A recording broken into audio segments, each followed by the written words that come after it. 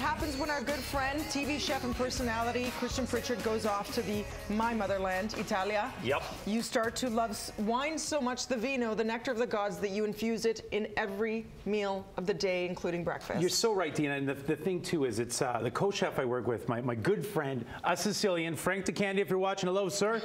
Gotta make sure you say hi to the Sicilians. Buongiorno. Exactly. Now, he, of course, being Italian and Sicilian, he's like, well, you know, we got to do everything. And, of course, I was always plating everything small. He's like, platters, platters, platters. More. And then, of course, wine. Once you go to Italy, your whole life changes, right? It does. I mean, when I was working in Tuscany and the Chianti and the like, oh my goodness, don't get me going. I know. So what we've decided to do was at the Culinary Cottage in Blue Mountain, everything we cook from breakfast, lunch to dinner, every aspect will have wine. I can't believe it. And it does burn off. The alcohol burns off. Absolutely. But the flavor is there. Everything is drunk at the beginning.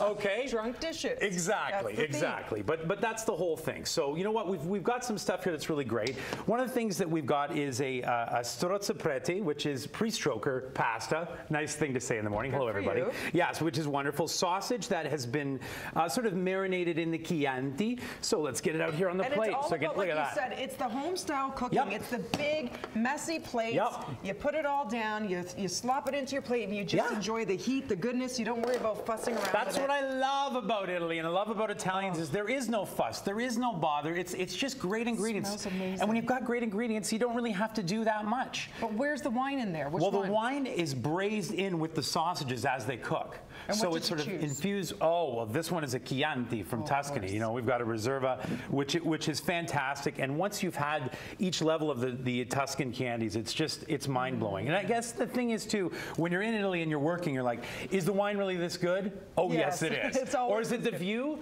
I mean,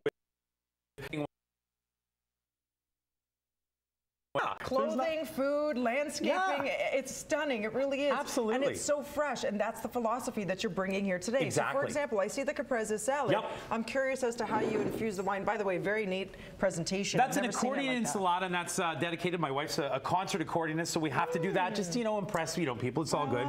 Some great olive oil from Luca over top, Dina, but the wine comes right here next, okay? This here is a reduced Pinot Grigio with some Tartufo Mille honey. I thought I smelled that. Yeah, it's truffle honey also from Tuscany that we use up at the Culinary Cottage in Blue Mountain. That is stunning. And we're bringing those flavors here. The mushroom, rather, is so hard to find, the truffle, and is expensive because they use the pig snouts to sniff out the mushrooms that are buried in the ground. And when I was there in May, it was truffle season, or it was the boar season. So I was thinking, well, if it's boar season, does that mean truffle season? No. But the boar was in season, so we had lots of boar ragu and pastas and things like that. So it's great. Now, thinking about breakfast. Breakfast. Desserts too. It can go either way. This is a mascarpone that we have some Prosecco with.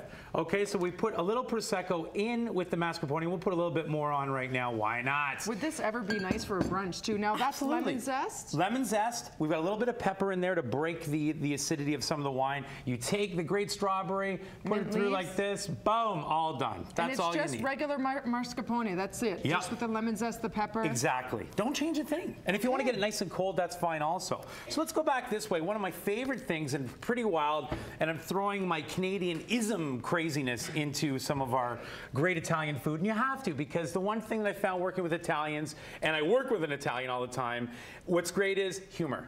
Just have fun with stuff. So I think they would appreciate that I've done sweet potato fries. Poutine. Poutine. So we've made an Amarone tomato sauce. Now Amarone, anyone who drinks Amarone knows you basically have to mortgage your house to get. Yeah. But we're going to put that over the top here.